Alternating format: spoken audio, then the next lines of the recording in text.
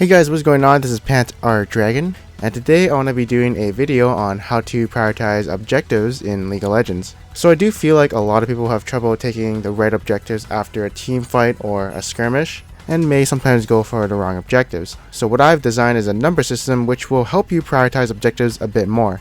For instance, a tower is worth 2 points, and Baron is worth 6 points. So if you can get 4 towers, which equals 8, it's worth more than getting Baron. And yeah, that's basically how this system will work. And I'll just be talking about in this video why this certain objective is prioritized more than another objective.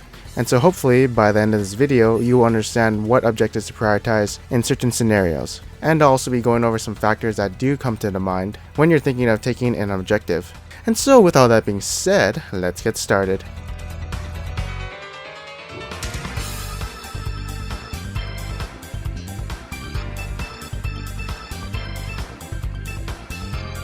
Alright, so disclaimer before we start this video, you shouldn't always go with the system, and sometimes there are situations where doing something else would be much better, but for a majority of games this can be a really good reference. And also just kind of understand where I'm coming from with these points, so you have a better sense of game knowledge in this game. Alright, so first up, Dragon number 5. Dragon number 5 is probably the most important dragon in the game, just because it basically means you should win the next team fight with all the damage and stats it gives you. So the team trying to stop the enemy from taking Dragon number 5 should always contest this objective. Even if they're like 15,000 gold behind, it's still worth it to at least try and stop them from getting this dragon. Fortunately, obtaining Dragon number 5 is very rare in the game.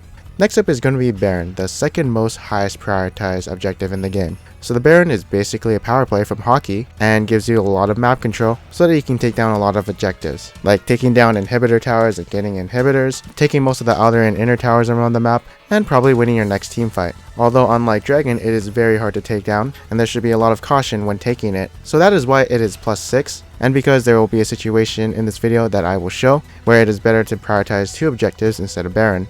Although Baron can be +8 if there's a lot of enemy towers still up, because if you do get the Baron buff, you can basically take down all of their outer and inner towers and just get a huge amount of gold from that power play. So that's why I feel it can be prioritized more than getting multiple objectives around the map. Now I did mention this in the beginning of the video, but outer and inner towers are worth +2. I'll just say right now, but I do feel like towers are worth more than getting Dragon number 1, simply because right now in the current meta, you want to snowball the game, so you want map control plus global gold.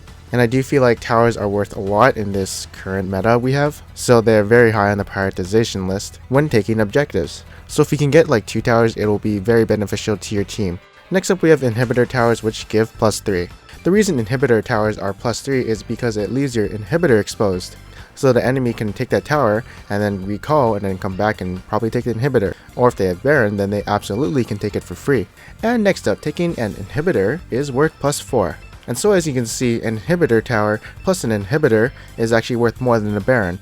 I'll talk about that later, but we gotta finish this section first. Next up is going to be the Dragon, and in the early game it's actually only worth +1, and as you can see, it's actually worth more to take a tower than Dragon number 1. The reason is because Dragon doesn't really give you a lot of stats in the early game. You're going to need some items and levels to actually make use of that % buff. So yeah, it doesn't really do a lot for your team in the early game. Plus it can be hard to take if the enemy is around, and also puts your jungler a bit behind if they're doing it alone. But if you're in your mid game and you actually have some AD and AP, that's where it's actually worth more. And so let's say the enemy has no Dragon number 1 by 30 minutes. If they actually do get that first dragon, it's actually very beneficial to them since they have the stats. So that's why you can see a little comeback if they actually do get that first dragon, and so you should always stop them from getting it. Even more so in the late game, where if they don't have it by like 40 minutes, then yeah, it's definitely worth more and could be +3. Next up is going to be Dragon number 3, which is equal to about +2.5. So what this one gives is movement speed, and movement speed is very useful for basically doing anything in the game. Kiting in team fights, chasing down enemies, maneuvering around the map, and yeah, it's very useful, and I do feel like it is worth more than just 1 tower on the map. Now, I kind of want to talk about this clip in general and kind of help you guys on decision making, and so right here I'm actually going for a steal, because 1, I know they have no jungler, so I can probably steal it, and number 2, there's no objectives they can take after taking out this dragon. So I do feel like it's a pretty safe decision if I go for the steal, because we don't really lose much and get dragon number 3. But if there were other objectives on the map, and there was like 5 Goonies on the other team right there, they can probably get some towers around the map or get Baron control. So just remember, sacrificing yourself for steals like that can actually help the enemy and win them the game. Next up is going to be the Rift Herald. So the Rift Herald, I do feel like it's worth 1.5 just because the benefits from actually taking the buff is actually pretty good. The only problem I have with it right now is that right now in patch 5.23, there's a bug where hitting the eye won't actually do any true damage. And so it actually takes a while to take it out, and you actually take a lot of damage. So at the moment I can't really determine its true priority level, but I will definitely put an annotation and update this video when I do figure it out on the next patch if it gets fixed. Because I do know from patch 5.22 it's fairly easy to take down. Next up is going to be the enemy's blue or red. So it only gets plus 0.25. I don't prioritize this too much because, well, it's kind of dangerous to take it. Plus, you aren't really setting the enemy jungler too far behind, as it does give as much experience points as a golem or wraith camp. Unlike in season 1 and 2 and maybe 3, I did forget, it's been a while, where it actually gave a lot of experience. But nonetheless, it is definitely still an objective that gives you an advantage. So take it if you're absolutely sure you can take it. And next up, dragon number 2 is going to be worth plus 0.5. So it is definitely an objective that you should be taking if it's, basically free. But if the enemy is trying to contest this dragon, they don't really necessarily have to always, because it doesn't really give any team fighting stats. All it gives is 15 plus damage to towers and buildings, which is easily doable by winning teamfights. So that's why it's not really too important, since no teamfight stats. So if you're thinking about contesting this and you're kind of behind, don't worry about it too much. Don't worry about it, it's not worth too much. The only reason you would get it is so you can get dragon number 3 and number 5 eventually.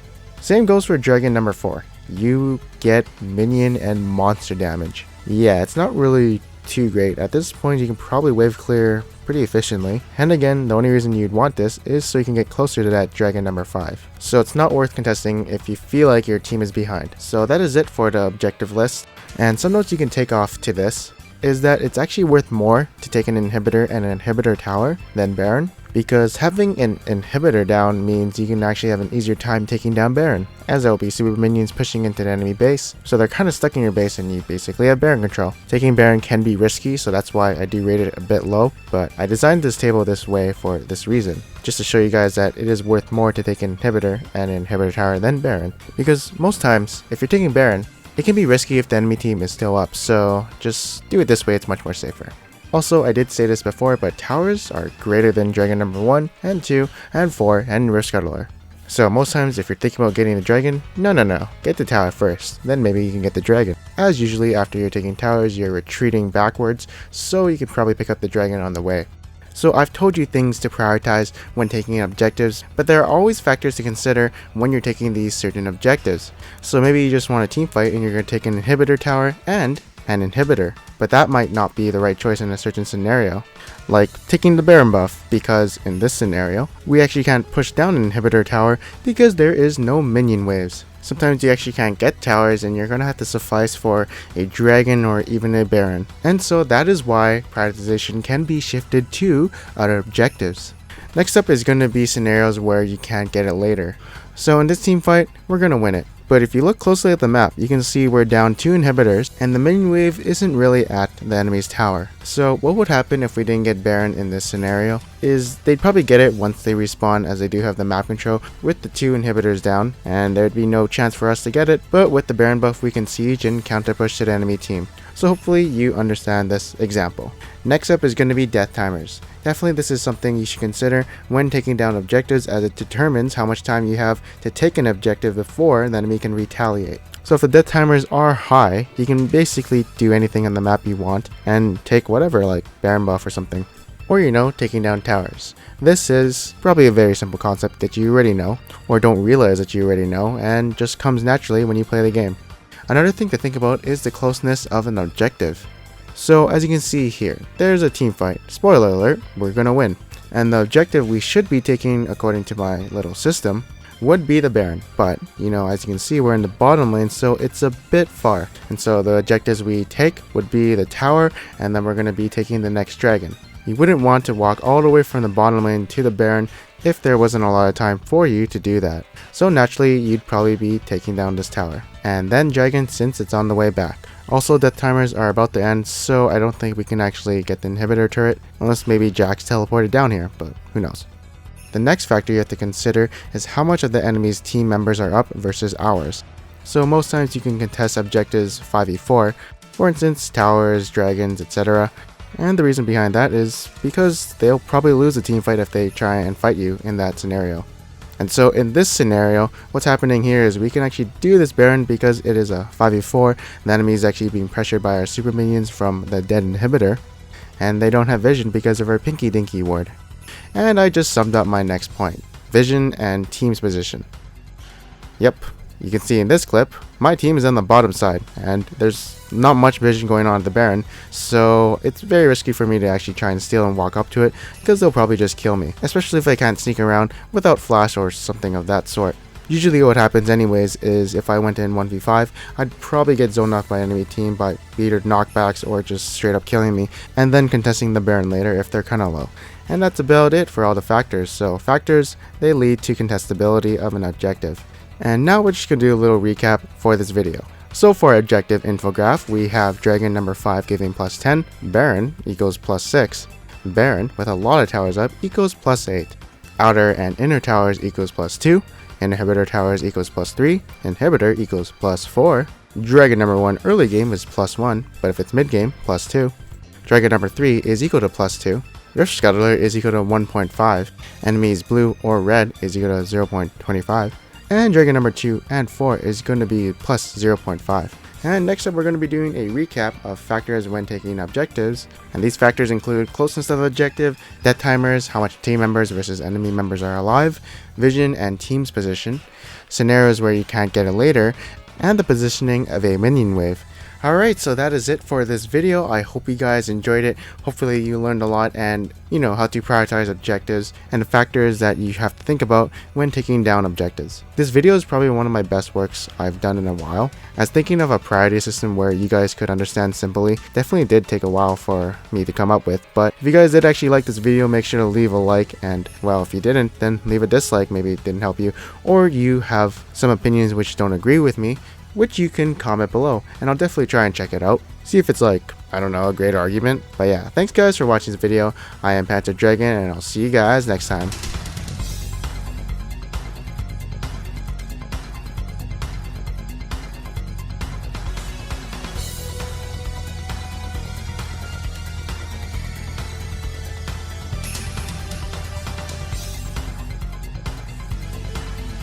What just happened? I recorded that. That is great.